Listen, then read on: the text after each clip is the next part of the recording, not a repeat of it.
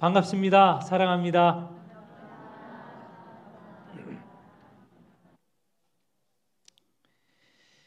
아, 눈 밝은 사람은 오늘 보았을 것입니다. 아, 교회 들어올 때 뭐가 하나 새로운 게 보이죠? 야, 네, 새 버스가 들어왔습니다. 네, 이 2부 예배 끝나고 난 후에 가서 잠깐 버스 근처에 모여서 감사 기도를 드리도록 하겠습니다. 버스가 왔습니다. 29인승 현대 카운티입니다. 이렇게 잘 응해 주시니까 앞으로 우리가 웬만하면 우리 차를 빌리지 않고 다닐 수 있을 것 같습니다. 봉고로는 가기 어렵고 큰 차가 그렇게 필요한 건 아닌데 적절한 한 20명에서 30명 사이의 이 인원 때문에 차를 빌리곤 했는데 이번에 차가 들어와서 이제 우리 차로 다니게 되었습니다. 참 감사한 일이 아니겠습니까? 오늘은 사순절 두 번째 주일입니다. 오늘 본문에 따른 주제 그리고 설교 제목을 이렇게 적어봤습니다. 자기를 부인하고 자기 십자가를 지고라고 하는데 이 두 번째 주간에 우리가 자기를 부인하고 자기 십자가를 지는 한 주간이 되었으면 하는 바람에서 이 본문을 선정했습니다. 자기를 부인하고 자기 십자가를 지고, 이게 우리가 복음서를 읽을 때 굉장히 중요한 본문입니다. 지금 우리가 8장 31절 38절에 읽었는데 사실은 8장 27절서부터 38절까지 한 본문입니다. 그 본문 앞과 이 본문이 읽고 난 뒤 이후가 갈라지게 됩니다. 변화가 있다는 것이죠. 앞에서 예수님께서는 주로 병자를 고치시고 귀신을 내쫓으시고 그리고 하나님 나라 복음을 말씀하셨습니다. 그런데 이 이후에는 당신이 고난받고 부활하실 것이다 라는 말씀과 이어서 그 말씀대로 예루살렘에 올라가서 고난받고 부활하시는 그런 내용이 있습니다. 그러니까 복음서를 읽을 때 이 본문은 변화가 있게 되는 본문이라는 것이죠. 이 앞과 뒤가 구분이 되고 앞에서 예수님의 사역과 이후에 예수님의 사역이 변화가 있고 구분이 된다는 것입니다. 사실 지금까지 이 본문에 이르기까지 예수님은 우리가 예수님의 사역을 3년 정도 보지 않습니까? 그 대다수 기간은 지금까지 이른 본문에 하신 사역이었습니다. 사람들이 많이 따르고 모이고 환호하고 그랬던 상황이죠.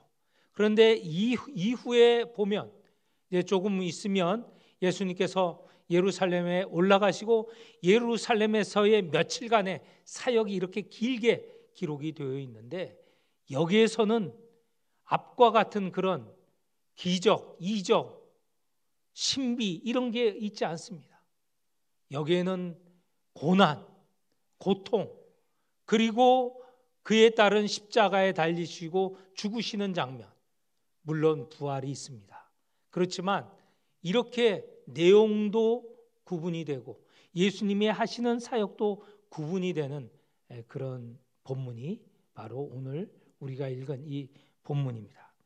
이 본문은 어디에서 이루어진 사건이냐? 여기에 27절 28절에 보면 빌립보 가이사랴라는 도시입니다. 이것은 예루살렘 근처 유다도 아니고 갈릴리도 아니고 갈릴리를 떠나서 이방 지역으로 접어들면서 만나게 되는 도시입니다. 이름도 빌립보 가이사랴. 빌립보는 당시 분봉왕 헤롯 빌립의 이름을 딴 것이고, 뒤에 가이사랴라는 것은 황제를 지칭합니다. 로마 황제를 지칭하는 것이죠. 헤롯 빌립이 이 지역을 다스릴 때에 로마 황제에게 잘 보이기 위해서 도시를 세우고 그 이름을 가이사랴, 당시 로마 황제를 지칭하는 말이 가이사랴거든요. 가이사라는 말 아시죠? 자, 이 가이사랴라는 이름을 붙였습니다.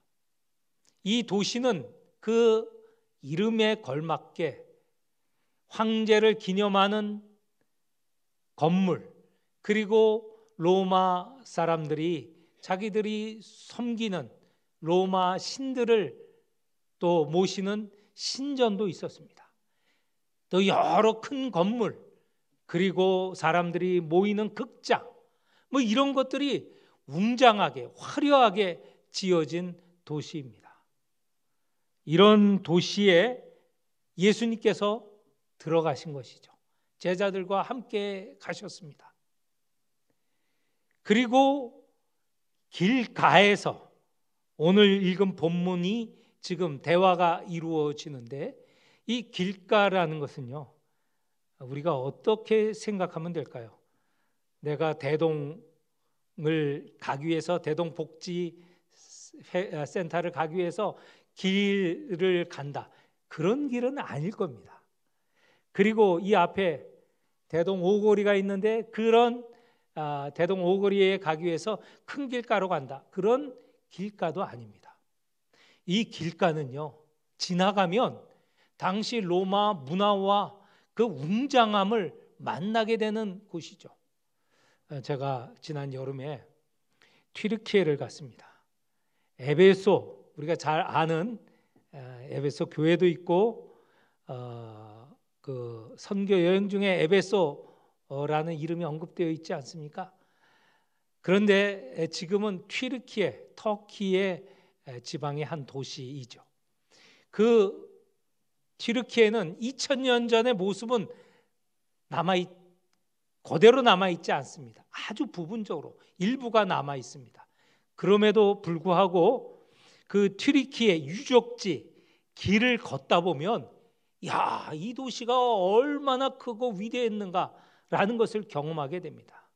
옆에 큰 건물들, 뭐 신전, 그 도서관 건물 등등, 이런 것들을 만나면서, 야, 2000년이 지났지만 오늘날 보기에도 정말 장대하고 어마어마하게 크구나 하는 걸 느꼈는데, 이 빌립보 가이사랴, 이 도시도 마찬가지입니다. 그렇게 크고 웅장한 도시입니다. 거기를 지나가면서 예수님께서 이 제자들과 대화를 나누는 것이죠. 제자들은 아마도 이 빌립보 도시에 어쩌면 현혹되었을지도 모르겠습니다. 그 도시의 화려하고 웅장함에 압도당했을지도 모릅니다. 자기들은 몇 사람 안 되는 소수의 이 사람들이고, 그리고 자기가 따르는 예수님, 그냥 갈릴리의 한 인물입니다. 물론 그분은 병도 고치고 귀신도 내쫓고, 또 그 하시는 말씀이 권능이 있는 말씀, 뛰어난 분임은 사실입니다만, 이 로마 도시에 비한다면 어쩌면 자기 선생님, 스승님을 모시고도 위축이 되어 있을 수도 있다는 것입니다. 그런 상황에서 예수님께서 제자들에게 묻습니다. 27절, 28절. 사람들이 나를 누구라고 하느냐? 그랬더니 지금 가이사랴 그 길에서 지금 물으신 겁니다. 제자들이 이렇게 답변을 합니다. 세례 요한이라 하기도 하고 엘리야라 하기도 하고 선지자 중에 한 사람이라고도 합니다. 이거 다 구약의 인물이고 세례 요한은 구약과 신약을 잇는 그런 인물이긴 하지만 그 당시에 선지자라 이렇게 알려지고 있었죠. 그렇게 예수님을 본다는 겁니다. 선지자 중에 한 사람으로 보는 것이죠. 그러면 제자인 너희들은 나를 누구라고 하느냐? 그랬을 때 답변은 29절 30절에 보면 주는 그리스도이십니다. 그리스도라고 고백을 했습니다. 자, 선지자와 그리스도의 차이가 크지요. 선지자는 특별히 세례 요한과 같은 선지자가 하는 일은 그리스도가 올 것을 준비하는 자입니다. 그리스도를 증언하는 자입니다. 그러니까 선지자인 세례 요한, 그가 하는 일은 그리스도를 전하는 것이죠. 그리스도가 올 것이다. 그러니 너희들은 마음의 준비를 하고 있어라. 회개하라. 그리스도가 오시면 너희가 그분을 영접하여야 된다. 이렇게 한 인물이죠. 그런데 제자들은 사람들의 평가와 달리 예수님을 그리스도라고 고백을 했습니다. 사람들이 하지 못한 고백이죠. 위대한 고백입니다. 그래서 이것과 동일한 본문인 마태복음 16장에는 제가 이런 내용으로 더 구체적으로 기록이 되어 있는데 제가 읽어드리겠습니다. 너희는 나를 누구라 하느냐? 시몬 베드로가 대답하여 이르되 주는 그리스도시요 살아계신 하나님의 아들이시니이다. 예수께서 대답하여 이르시되 바요나 시몬아 내가 복이 있도다. 이를 네게 알게 한 이는 혈육이 아니요 하늘에 계신 내 아버지시니라. 그러니까 이 고백은 베드로 그 자신의 지혜로 고백한 것이 아니고 하늘 아버지께서 주신 지혜로 고백할 수 있었던 고백이다라는 것이죠. 굉장한 칭찬 아닙니까? 사실 마태복음은 그 이후에 보면 내가 네게 하늘 문을 여는 열쇠를 주겠다라는 약속까지도 이어지거든요. 굉장한 고백을 한 것이죠. 그리스도를 조금 더 설명을 드리면 그리스도라는 것은 헬라어인데 이 헬라어는 히브리어 메시아를 번역한 말입니다. 히브리어 메시아는 무슨 말이냐? 기름 부음을 받은 자. 기름 부음을 받은 자가 자를 메시아라고 부르는데 그걸 헬라어로 번역할 때 그리스도라고 번역합니다. 그런데 누가 기름 부음을 받느냐? 이스라엘 역사에서 세 종류의 직분이 그렇죠. 왕, 선지자, 제사장. 아마 제일 먼저는 제사장. 모세가 기름 부음을 받고 아론이 기름을 부음 받고 제사장이 되었죠. 대제사장이 되지 않았습니까? 왕이 기름을 받고 등극을 하게 됩니다. 선지자도 그 일을 감당하기 시작할 때 기름 부음을 받습니다. 그런데 오늘 이 본문에서 이 빌립보 가이사랴 이 길거리에서 베드로가 고백할 때 그리스도다라고 할 때 어떤 내용의 그리스도인가? 아마 세 가지 왕, 제사장 그리고 선지자 내용이 다 들어가 있겠지만 그 중에서도 왕을 지칭합니다. 왕. 주는 왕이십니다. 이런 고백과 마찬가지라고 하는 것이죠. 그런데 예수님의 칭찬을 받았잖아요. 그런데 속마음, 이 베드로가 주는 그리스도이십니다 라고 할 때 이 속마음은 어땠을까? 정말 그리스도 예수님께서 말씀하시는, 그리고 당신에게 향할 때 이런 그리스도이기를 바라면서 말씀하셨을 때 과연 그대로 베드로가 고백했을까?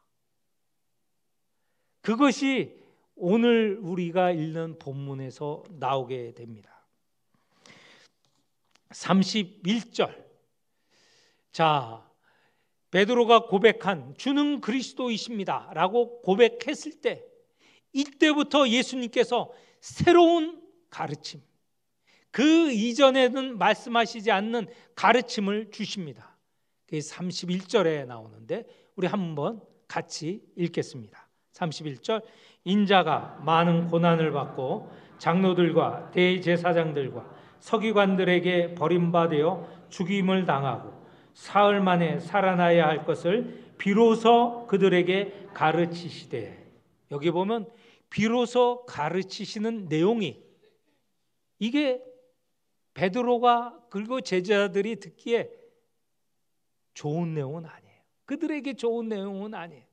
거기에 보니 인자가 고난받고 그리고 버림되고 그리고 죽임을 당할 것이다. 물론 부활할 것도 얘기하고 있습니다.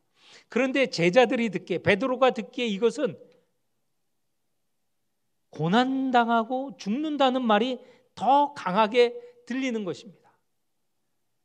베드로가 지금까지 본 예수 그리스도라고 고백하는 자기의 스승을 보면 병자를 고치시죠. 고칠 수 없는 병도 고치시죠. 귀신, 그것도 군대 귀신은 레기온이라고 합니다. 로마의 군대 단위가 레기온인데 수천 명 되는 군대 단위가 레기온이에요. 그 군대 귀신은 그렇게 수천의 귀신이 하나로 뭉쳐져 있는 걸 말하는 거예요. 그런 귀신들도 다 내쫓는 능력이 있는 분이세요. 놀라운 기적을 행하시죠. 그리고 놀라운 말씀으로 가르치십니다. 그렇게까지 좋으면 그 수많은 사람들이 그 예수님을 보고 따랐습니다. 수천 명, 심지어는 수만 명이 따르는 그런 때입니다. 얼마나 좋은 때예요. 그리고 그들이 본 것은 놀라운 일이죠. 그래서 베드로가 주는 그리스도십니다 라고 고백했을 때 그 마음에 가진 그리스도는 어떤 그리스도냐? 아, 이제 우리를 로마의 압제에서 해방시키시고 우리가 사는 이 어려움에서 해방시키시고 우리를 세상 그 어느 나라보다 강하게 하시고 우리를 높이시고 잘 살게 하고 심지어는 다윗 시대와 같이 큰 나라를 이루게 하실 것이다. 그런 그리스도 왕으로 생각을 하였던 것입니다. 그런데 거기다 대고 그런 그리스도가 여기 보니 많은 고난을 받고 장로들과 대제사장들과 서기관들에게 버림받고 죽임당하고 사흘 만에 살아날 것이다. 받아들일 수 없는 내용이에요. 고난을 받을 것이다. 그리고 당시에 이스라엘의 지도자, 그러면 여기 나온 세 인물들입니다. 장로들, 제사장들, 그리고 서기관들. 이 사람들이 그 당시 이스라엘을 지배하는, 물론 로마가 지배하지만 로마가 또 둔 기관이고 원래 이스라엘에 있는 기관 산헤드린이라고 하는, 우리로 말하면 정부이기도 하고 국회이기도 하고 또 재판이기도 한 그 모든 것을 다 갖고 있는 이 산헤드린의 중심 인물들이 이 세 인물들이거든요. 여기 보면 이들에게 버림받는다. 우리가 따른 주님이, 예수님이, 그리스도가 우리 이스라엘의 지도자들에게 버림을 받아, 말하자면 배신하였기 때문에 이 지도자들에게 버림을 받는 것 아니겠습니까? 베드로나 제자들이 생각할 수 없는 일이에요. 이렇게 되면 우리가 배반자가 되고 몰리고 우리가 소수 인물들이 되고 우리가 핍박을 받게 되는데 이런 걸 바라는 게 아니라고 생각을 한 것이죠. 이 말씀이 제자들에게 큰 충격이 되었습니다. 31절 끝부분, 비로소 그들에게 가르치시되 드러내놓고 이 말씀을 하셨다. 이제 인자가 고난받고 십자가에 달리고 죽고 부활할 것이다 라는 것을 본격적으로 말씀을 시작하셨다는 것이에요. 이 말을 듣고 베드로가 당장 33절에 이렇게 32절에 이렇게 행동을 취하고 있습니다. 베드로가 예수를 붙들고 항변하며. 이 무슨 말입니까? 여기에 붙들었다라는 것은 제가 하는 모습 잘 보십시오. 앞에 예수님 계십니다. 예수님 붙들고 그렇게 하지 마세요. 이렇게 한 게 아니에요. 이 붙들다고 하는 것은 예수님 붙잡고 지금 자기와 제자들에게 말하고 계시지 않습니까? 붙들고 끌고 저쪽으로 가는 거예요. 더 이 말을 하지 말라는 뜻이죠. 그런 말을 하더라도 이 제자들, 자기와 제자들이 듣지 않도록 하기 위해서 붙들고 옆으로 간 거예요. 한켠으로 간 거예요. 그리고는 항변하였다고 하였습니다. 항변은 꾸짖다는 것입니다. 제자가 선생님을, 종이 그리스도를 꾸짖는 겁니다. 이 적반하장이라고 하잖아요. 이럴 수 없는 일인데 그런 행동을 하는 겁니다. 베드로의 분노, 베드로의 배신감 얼마나 큰지 여기서 알 수 있어요. 그냥 정도가 아니에요. 아예 예수님 말하지 못하게 그냥 입을 틀어막고 싶은 마음이죠. 요새 입틀막이라는 게 유행하는 단어인 것 같습니다. 사전에 찾아보십시오. 입틀막이라는 게 입을 틀어막는다는 뜻입니다. 그러고 싶은 것이죠. 그때 예수님께서 돌이키셨습니다. 돌이키셨다는 것은 붙들고 베드로가 저쪽으로 갔는데 예수님께서 다시 제자들을 향하여서, 무리들을 향하여서 돌이키시고 그들에게 말씀하십니다. 특별히 베드로를 향하여 이렇게 말씀하십니다. 베드로를 꾸짖어 이르시되 사탄아 내 뒤로 물러가라. 내가 하나님의 일을 생각하지 아니하고 도리어 사람의 일을 생각하는도다.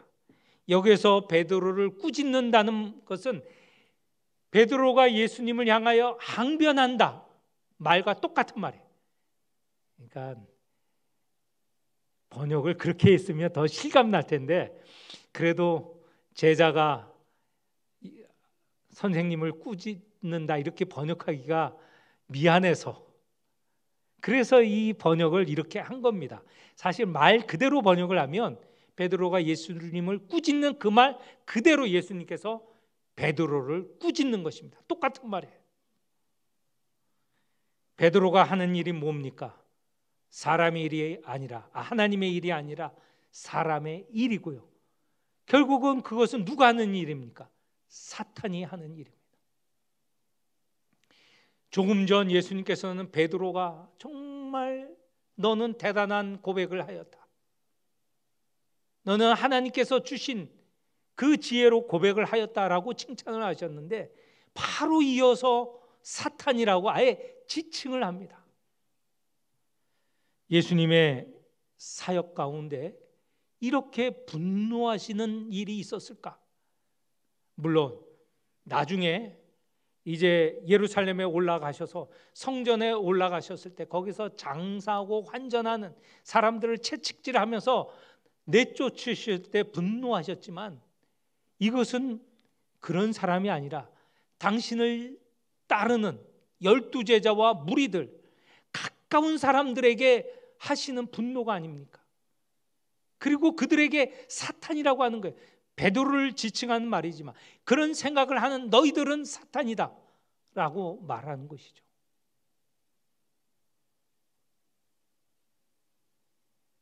그대로 우리에게 적용하면 우리가 주님을 어떻게 고백하느냐?